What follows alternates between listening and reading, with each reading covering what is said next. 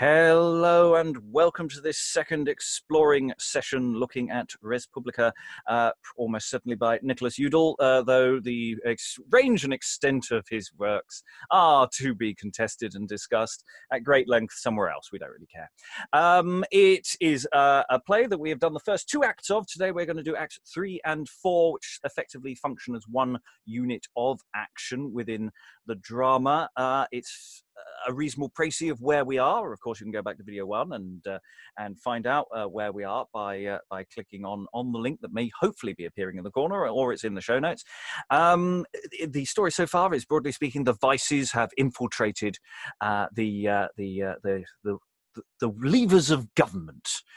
Perhaps that's the best way of putting it. They're now in power, and they are there and doing what vices do, and we're going to see what havoc they're going to rain on the people and Respublica herself in this session. Now, reading the various parts today, reading Respublica herself is Alexandra. I act professionally and for once was here for the beginning of this show, so I'm not completely clueless. Following up in the tradition of vices, we have reading Avarice today is... Hi, Helen Scott, based in South. And that's Daddy Vice with the three baby vices underneath of Adulation, played by... Lois Potter, I'm living in London. And Oppression, played by... Aliki, Chapple, living in Lancaster in the UK. I'm an actor and translator and theatre maker. And reading Insolence today is... My name is Lynn. I live in the northwest of the United States. I'm a teacher. And introducing for this session, the people. Hello, I'm Helen Good. I'm a historian. I'm in London and I'm melting. And I'm your host, Robert Crighton. I too am moderately warm, and I will be attempting to pass any textual problems as we go, as we try and figure out any issues between our version and the other various texts that we have in front of us. We're going from Act 3, as I said, and it opens with the arrival of Respublica. So let's open the first scene. The good hope that my masters have put me in to recover ruin that in me doth begin, hath so recomforted my spirit and mine heart, that I feel much easement of my great grief and smart. Now I do less wonder that lost men, life to save, far from land do labour against the roaring wave. For hope, I see, hath mighty operation against the mortal sting of drooping desperation. Now, if I might but hear what policy hath wrought on some one good thing that my friends to pass have brought, I would put no doubts but all things should be soon well. Lo, where cometh honesty, he will the truth tell. And indeed here enters Adulation. £300 by year and a good manor place. Well, it is meetly well in so short time and space. More will come right shortly. The skier doth gaily walk. Oh, bones, here is Respublica. What use I such talk? I seek Lady Respublica. Lo, I am here, and welcome, honesty. What do my friends most dear? Oh, certes, madam, we rest nor day nor night nor hour, to practice and travail for your wealth and honour. But, oh Lord, what a prudent man is policy! What a deep head he hath to devise and to spy! He is fine indeed. Also reformation, how earnest he is in his operation! I think of him no less. Now then, authority, the stoutest in his office that ever I did see. Oh, I will no farther praise them, madame, for doubtless they far surmount all praise that my tongue can express. Ye may bless the time ye met with such as they be, and I do my poor part. I doubt not honesty, and condign reward shall ye all have for your pay. I have scarce an house wherein myself to maintain. Honesty shall not lack. I do not crave nor care. We shall take but scraps and refuse that ye may spare. We will not encroach the people's commodity. We shall only take that may come with honesty. Christ's blessing have ye. But lo, yonder cometh people. I had as soon thought to have met here Paul's steeple. And we'll just briefly pause there at the script is of the convention whereby new scenes appear when significant entrances and exits occur. So that's technically the end of scene 2. And we've reintroduced ourselves to Adulation. It's always lovely to meet again. And Respublica's sort of little questioning, but also quite pleased that problems have gone, perhaps. Just general thoughts before we go into the new person people, as it were. In a sense, it's a semi-recapping of where we were, just easing everyone back in. I don't know if there's been an interval or not of some description, or whether it just keeps flowing on. Any thoughts? Silence. Alan? It would make sense if there'd been a break between Acts 2 and 3 to get the audience's head back into the plot. Because there's been a time jump, if nothing else. I mean, that's the thing we do need to signify is that they've been busy. Adulation has done quite well. £300 by year in a good manner place. Well done, Adulation. I'm sure you're very pleased. Yeah, happy, probably. Introducing the people before the people come on stage as well, by saying, you will not encroach the people's commodity. I'm sure that's entirely true. Oh yes. Hey. Okay. Which one's Geppetto? Exactly. Yes, and Adulation is not very pleased the moment, having said that the people actually walk in. Not a happy bunny there. Not a happy bunny.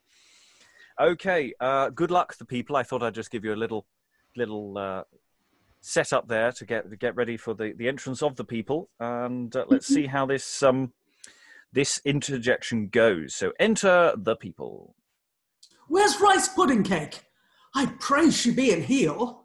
Who? Rice pudding cake? Yea. Alice Dick's commonweal. I know her not. Master lies falsely in your heart. She's this way, she what? A false harlot you art. I know Respublica. Yea, marry. Where is she? She is busy now. Mass, Erich, go. I will her see, for this way she came. Let my people come to me. Oh, God forbid else. Come on, people. Oh, is this same she? Yea, Malkinist. People, what would you with me now? Marry, mistress, madam, my lady, how do you? Even so, people. I thank you with all my heart, and I hope for better. Then let poor folk have some part. For we Igrum people, whom I do present, were ne'er so polled, so wrong, and so torment.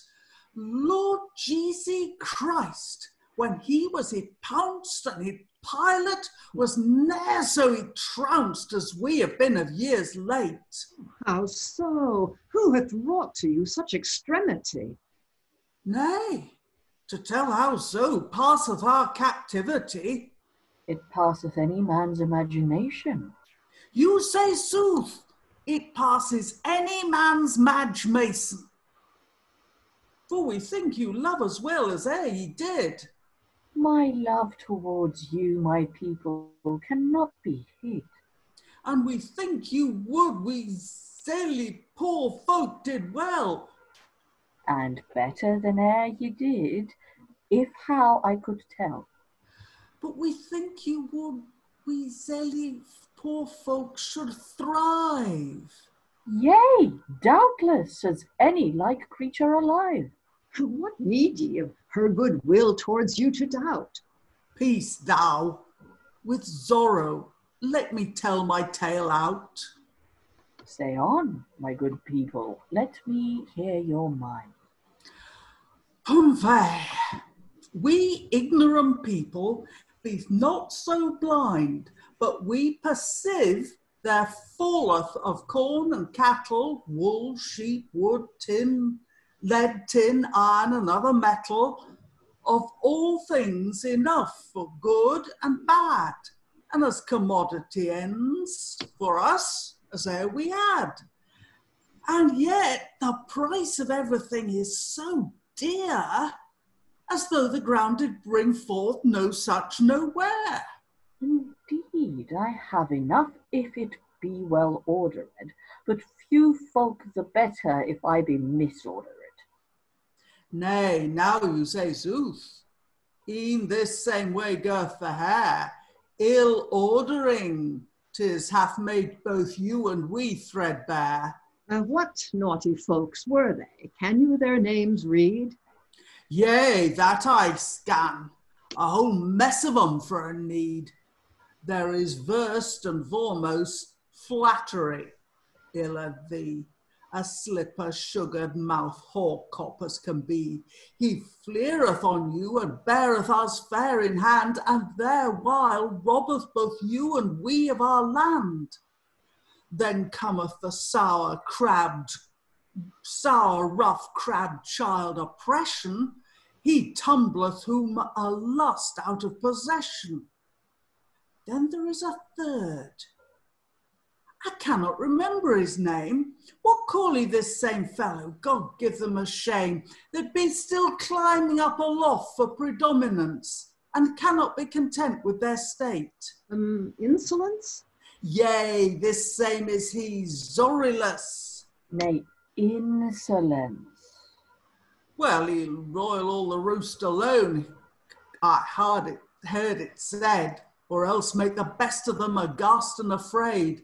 And such good men as could and would order you well, he is so coped he will not suffer to mell. If they will not be told, then hence out of favour, yea, and perhaps corrupt 'em sore for their labour.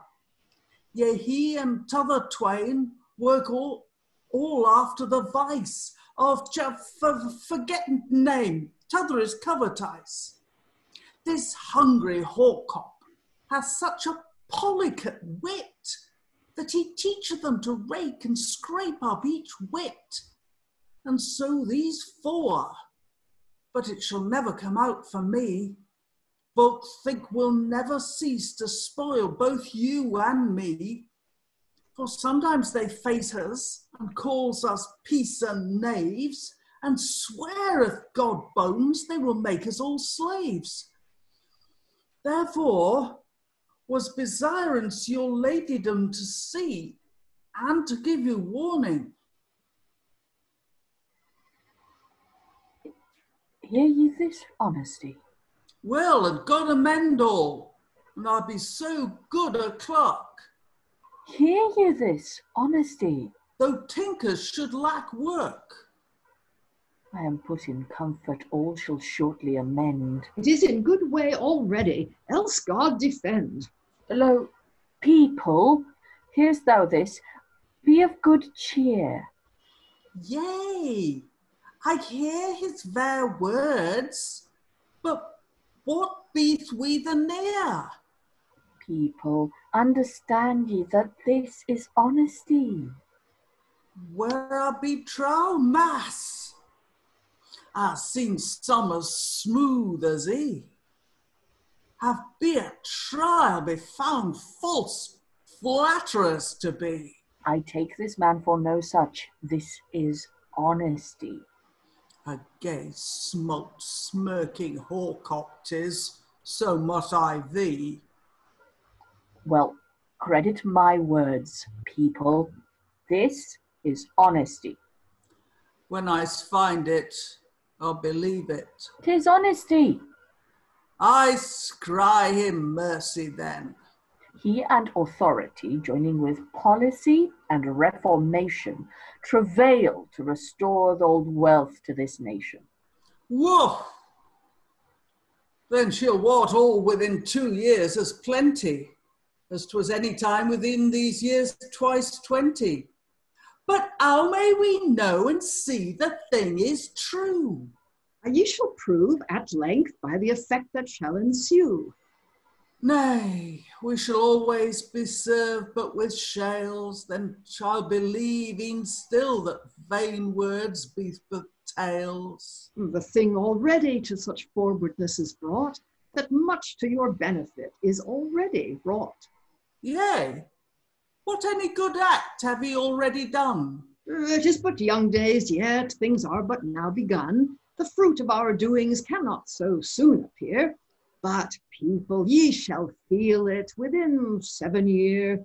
Ye know it is no small work from so great decay. People, he saith truth. To set all in good stay. Therefore be ye quiet, and hope for a good end. Yes, she'll tarry leisure, and take what God shall send. Then, people, let us twain depart in quietness, for this talking here may hinder their business. Come on, I shall wait afore you, and be your man. And I And will exit the poor people.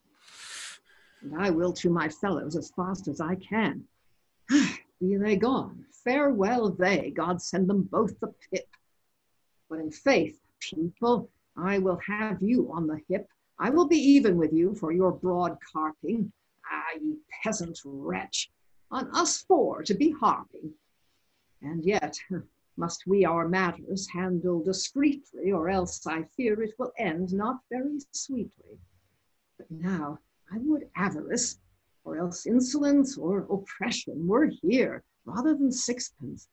And lo, where avarice cometh, a wolf in the tail, as the proverb saith, what doth he after him hail? But before the entrance of Avarice, we will pause because there's an awful lot to unpack in that little scene. I mean, let's first talk about the people, because the people is written in purest marmoset. It is an absolute sod to pass without an awful lot of rehearsal, because it is, here is fair words, but they bear near. You know, it's quite tricky. But the thing is, I love the way Respublica is so patronising. Isn't she so? It's just literally, no, it's insolent. You know, let me say it properly for you, which is of course Respublica's undoing to a degree, because she doesn't listen to what the people are saying, and they're right. Yeah, and some of what they're saying is so very relevant again politically today. I hear his fair words, but it never be the near. It's all very well for the politicians to say, "Oh yeah, we're on it," and then when they say, "Well, what have you done?" and they just go, "Well, it's early days. It's early days. Hasn't come through yet." You'll know soon. It'll all trickle down soon. Yeah, and it does feel like in Respublica's lines, the effect of what she's saying is very much the standard, oh, just shut up about that, kind of thing that we've frequently seen formulated in much more aggressive language in other plays. But it's done through this kind of, now be quiet, it's all right, everything's going to be fine. Yeah. Which is, I think on the one hand, yes, it's funny, it's fun to do. On the other hand, I think in performance, it could be made quite chilling, quite sort of, you know, as an audience, I think it would be really interesting if we had the realization that we had just now talking about it, delivered in a striking way. I don't exactly know how. I mean, I think you do, because it was chilling now. So, yeah, sorry. Yeah, no, go on. I've got. I'm sort of on a slight tangent, which is I'm fascinated by the fact that people also is a bit of an idiot. and saying Nazi things mixed up with the correct things. You know, because maybe it's the political theater person in me kind of expects an agitprop, virtuous people to go, oh, we are suffering under the yoke of oppression. And yeah. Helen. Yeah, well, that confuses ignorance with lack of intelligence, which is the thing that was used to be constantly having to get at my students for. Yeah. Because they, you know, to believe that birds, we know that birds migrate. They weren't stupid because they thought they hibernated. Yeah. They just didn't have the same access to information. And it's very much here. What he's saying is all absolutely 100% good agitprop stuff. You know, I mean, it's really good stuff. The fact is, he's not got a very good, he's doing his best with his vocabulary, but he's not making it. But on the other hand, one of the things that this is going on about is evil counselors. You can't attack Respublica ever. What you do is you say Respublica has been deceived by evil counselors. Okay, what it means is Respublica is an idiot, but it doesn't say that. And so we're constantly, I mean, I keep on mentally putting this in the 1590s, this play. But of course it isn't. It's much, much earlier.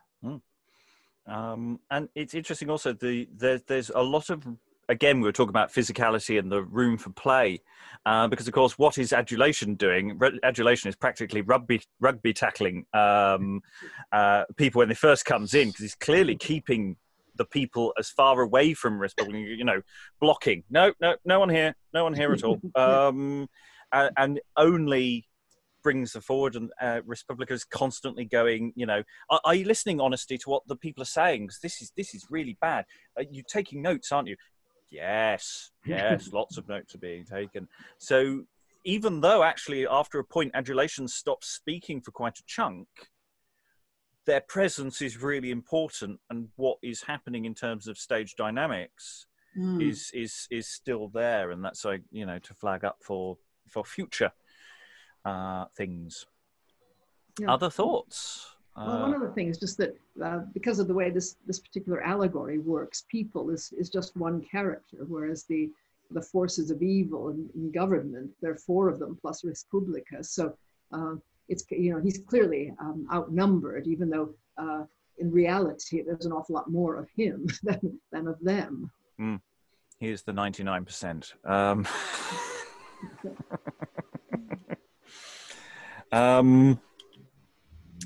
Yeah, do I have any more? Does anyone else have any more? Any additional thoughts? I look at my notes. Someone speaks. Yeah, so yeah, it's really, really nicely put together, and he doesn't, you know, overstay its welcome. He makes his points, gets some good stage time. Adulation, of course, crying revenge at the end there. You don't want to be the people after you know, protesting against the oppressive overlords, because, you know, it gives them time to prepare the tear gas and the plastic bullets. Not suggesting anything bad is going to happen. I'm sure it'll all be fine. Okay, what we have now is the entry of Avarice, and a prop point. Any gold he had off stage is now resolutely on stage. So, and presumably all the vices are still wearing their wonderfully capacious cloaks to cover up their true nature. So Avarice, potentially with some additional business to go with this dialogue. Sweet bags of gold, come on with a good will. I on you so tender, and ye so froward still. Come forward, I pray you, sweet bags. Will ye so? Come, I must draw you, whether ye will or no. I know your desire. You would fain be in my chest. When the belly is full, the bones would be at rest. Be content a while, I will catch you up all soon, where ye shall not be spied, neither as sun nor moon. But now, brother Honesty, I pray ye this way, is there anything here that is yours, can ye say? Look off from my bags, 'tis a pretty matter. You can see no green cheese, but your teeth will water.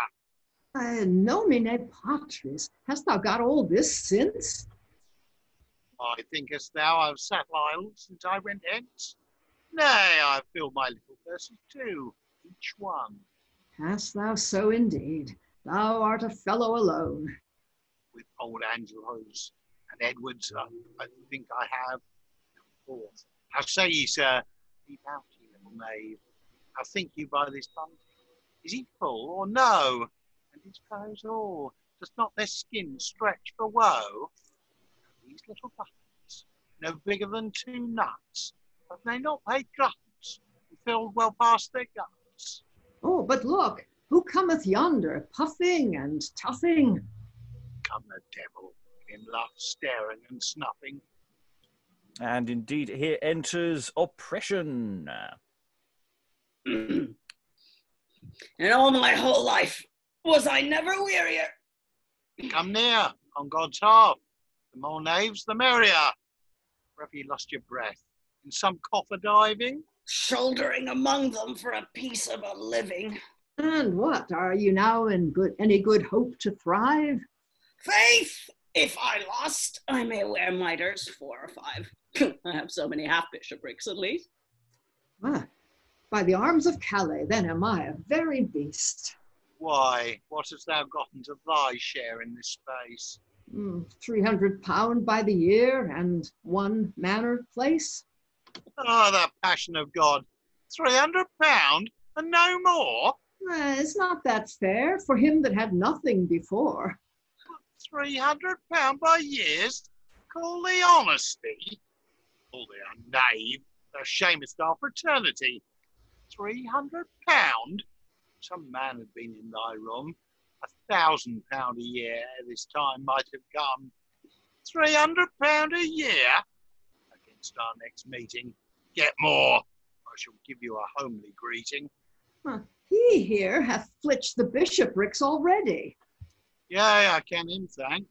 He hath been somewhat speedy. But yet I have left many a good gobbet loose. Change thou for the rest. Give a feather for a goose. Oh, didst thou with any one of them make such exchange? Yes! I almost left them never a farm nor a grange. I told them Respublica at their wealth did grutch, and the 5th penny they had was for them. Too much. So authority and I did with them so chop that we left the best of them a threadbare bishop. To some we left 1 house, to some we left none. The best had but his sea place that he might keep home. We informed them and we deformed them, we conformed them and we reformed them. And what gave ye them in your permutations? Bare parsonages of appropriations, bought from Respublica, and first in proud, then at the highest extent to bishops allowed, let out to their hands for 19 year. Lo, cousin Honesty. Lo, do you hear this, gear? Faith, your marship will thrive at the latter Lammas. I now grant myself to have been a very ass. But all is not yet gone, in case I have good luck. No, there is yet enough left for a better pluck. For some of them were aged, and yet would not die, and some would in no wise to our desires apply. But we have rods in piss for them, every one that they shall be fleeced, if we reign 1 by 1. And how did all frame with our Monsieur Authority? At length he won the full superiority. But the rude, gross people at him repineth sore, and against us all 4 with a wide throat doth he roar. But soft peace, methink if I hear him hem and hake. If we meet here all 4, we shall some order take. Just pause here before we go into the next entrance. Let's start with Avarice's love song to their beautiful gold. Did anyone else feel quite moved? It's such a lovely relationship they've got there. It's so tender. They, he knows they'd rather be in their own little chest, but the needs must, because people are just going to steal them. Steal his lovely gold. So he's got a selection of bags, some big, some small. And Avarice is going to be carrying these around for a while, like the rest of the play. And they're going to get bigger. Avarice is going to get physically more and more grotesque as we go. We've encountered money literally expanding and contracting in places. So this is not far off. Not far off something which we will encounter in 30 odd plus years time, or longer than that actually. I think it's 40. How do you think you would depict this? Would they all be on a string or a pole hanging from one? Or it would be quite tricky to carry them if they weren't all sort of held together. I'm assuming it's effectively attached to his costume. I'm getting the impression that it's there around his body underneath his cloak. Oh. There are, I think, no indications later on about the mechanics of this that we will get to. I'm running a little ahead of the text. I would see it as being a bandolier, sort of strapped under his cloak, and you could do a sight gag later on with them multiplying in all directions. It does start looking like it might be a good Charlie Chaplin routine with more and more bags and being held, and it becomes again, it's potential. It's entirely down to the skill of the performer of what they do with that and props. Yes, and now we get to sections which are possibly more to do with conversations with the time, as we're talking about raiding bishoprics and leaving individual bishops somewhat impoverished. Not always the case, it has to be said. Some of the disillusions left individuals quite well off, actually. Not as powerful or in charge of anything, but they didn't all end up terribly, terribly poor. Yes, the problem with the bishoprics was that they were gradually cut back further and further. So by leaving bishoprics empty, the crown took the revenues. And also the clerical tax was first fruits and tenths, not the 5th penny, but the 10th penny. And this meant that every time there was a new bishop, the crown took their first year's revenue as a sort of fee for making them a bishop. As I understand it, it's not really my field, but as I understand it, there's an awful lot in here that I don't understand, but it's all good stuff, I can tell you, for a historian. That's the thing is, the overview is they're fleecing the country blind, but there's obviously quite specific examples and caricatures that would have resonated at the time that we're not going to be getting. I love the fact that Adulation only got £300. It got £300, and everyone else is going, "Is that all?" You're going, we've got half the Commonwealth under our name, and he's going, "Well, is there anything left for me? It's not fair. I want something too." And Avarice is really that line, get more, whatever the line was. Get out there and graft. Yeah. Quite aggressive. Other thoughts as the gang slowly assembles? Any additional thoughts? Oppression actually had a fair crack of the whip this time. Are we getting a sense of who Oppression is? What performance-y styles or thoughts can go with Oppression? Well, Oppression does seem to be attacking clerical. He's after appropriations and the profits of bishoprics. And Oppression is the one that's renamed to Reformation, and we had this conversation yesterday about how it's the term also just means church reform without the capital R Reformation. So there's definitely something in that. But in terms of character terms, are we getting you know, we know who adulation is, you know, there's a way to perform adulation, there's a way to perform avarice. Have we found any roots into oppression as a character? Well, he's shouldering amongst them for a piece of a living, so he's rough. Yeah. Aliki? Yeah, I mean, I don't think I particularly played it that way. I liked the description that the people gave of oppression as sour and rough and basically a rapist. But I don't know. I just kind of tend to get hold of a first line and then try to make everything fit in with that. So I don't know that I'm particularly playing that. I agree. He's a bruiser. He's a goon. And I think he kind of likes, you know, the bruising for its own sake, but that's about all I'll say. Lynn, did I see a hand earlier? Yes, I don't know if we could reconcile my impression with everyone else's, because I was thinking because he's an exploiter of church revenues, that perhaps he's some kind of religious hypocrite, that he's the he's the one that pretends to be holy but actually has, you know, 9 mistresses, and so that was another possibility, is that he's the religious hypocrite, he's the fake holy man. Lois? Yeah, do you think he's Thomas Cromwell?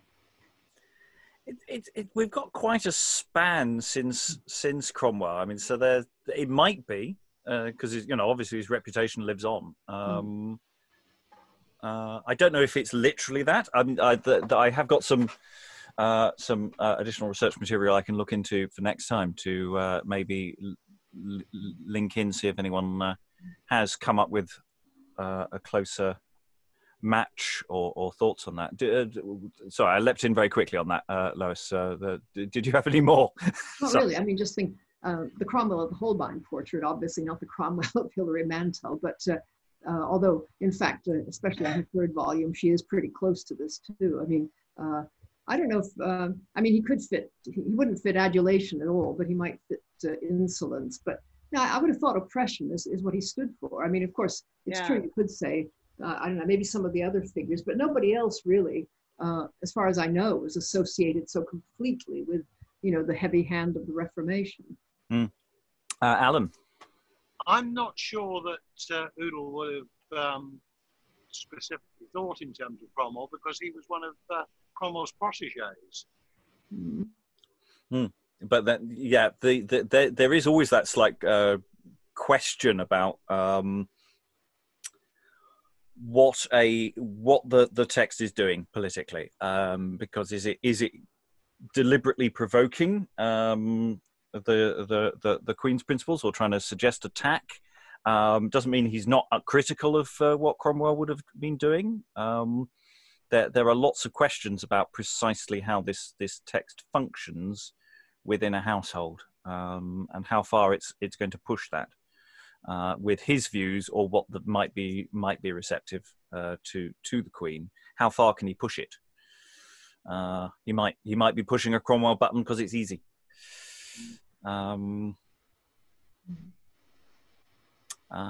But yeah, there's all, I mean, for a modern day audience, is that slight problem? Cromwell doesn't look much like a bruiser in our current imaginations, because after the telly version, You have to read the book.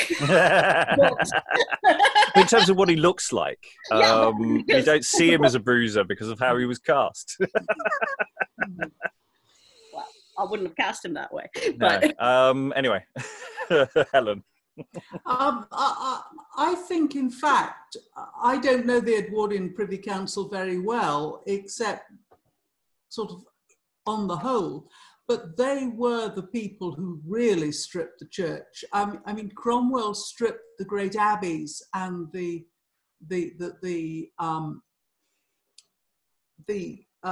religious side, but it was the Edwardian Privy Council who stripped the individual parishes and the chantries and really went to town on extracting the last groat from individuals. Mm. And oppression was talking about bishoprics and parishes and not about monasteries and abbeys. Yes. Well, they're long Yeah. gone. They're long gone. Yeah. Okay. Lots of food for thought. We're not here necessarily to find answers. We're sometimes here just to pose the questions, which is fine.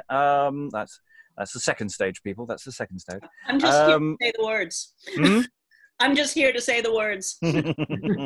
So we go on to the next scene for the entrance of Insolence. Let's see what Insolence has been. What have you done on your holidays? That's sort of a feel for some of this, isn't it?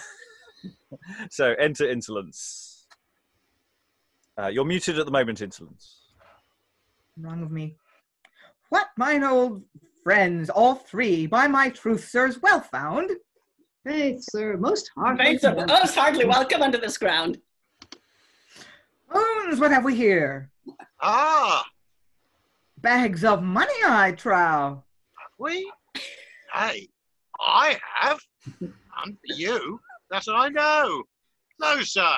It's my honest man come to his arms. I will lie down on them, keep them in mine arms. Hast thou got all this? I myself have not so much. Then have ye whole towns and castles. I have none such. Yet will ye not deny, I judge in my fancy, that ye got them by the drift of me, policy?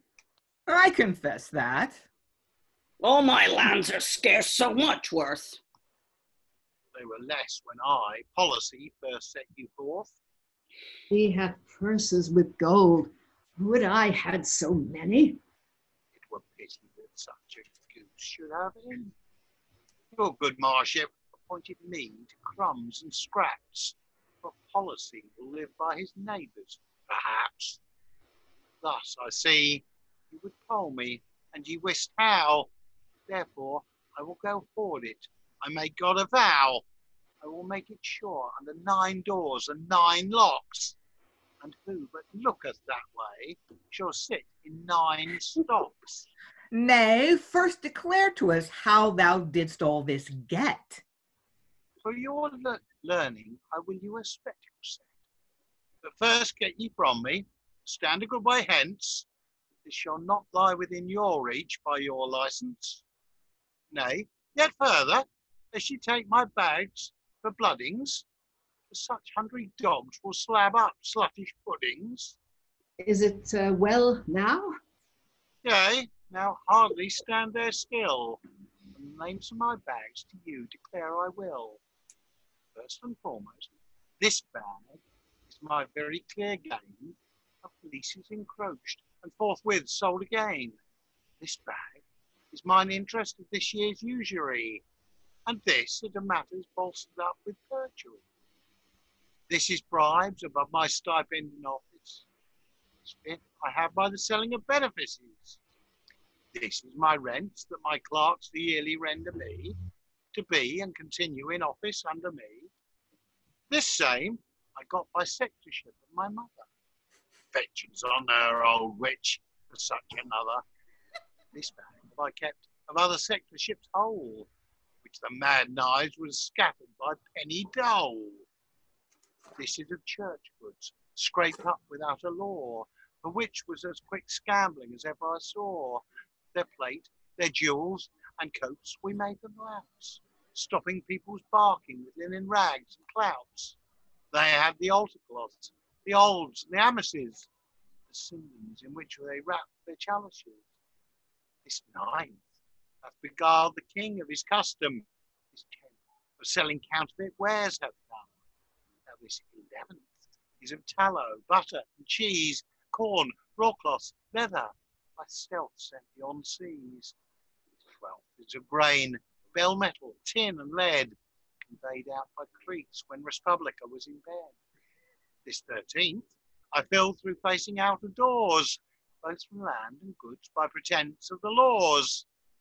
Thus these 13 small jobs are mine by policy. All men must shift for a poor living, honestly. Where I bestow them, it shall be the next Lent, to the Prior of Prickenham and his convent. Well, now, we may come near, may we not, if we lust? You're near enough. Out of my reach, I dare you trust. Well, now, let us sing, if it please authority. To refresh our spirits, it is restorative. I reck not, for company's sake, to sing once more. I've less mind to sing now than I had before. Then had I no lust to sing because I was bare. And now, how to keep that I've got, I do care.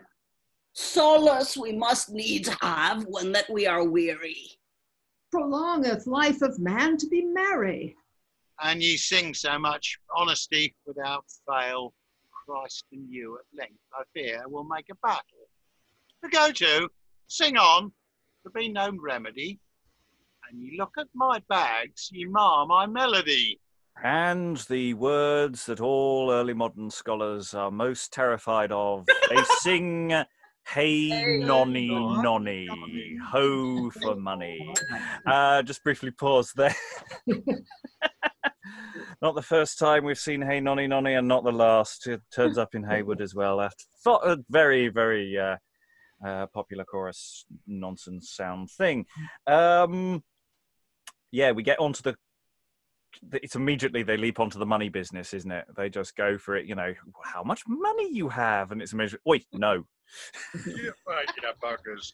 And he only tells them about it once they've gone far enough away.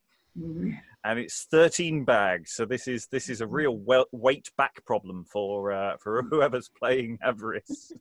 You're going to have 13 bags at least for the rest of the show.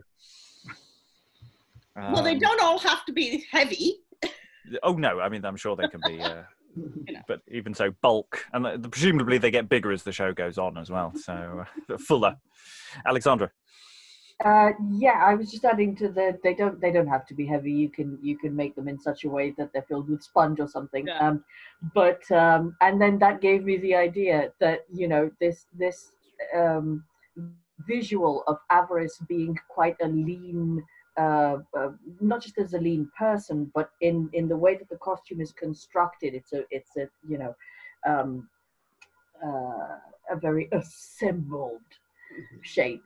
And then as Avarice gains more and more, you end up with it being harder to hide under the cloak, but also just with a rounder and rounder look.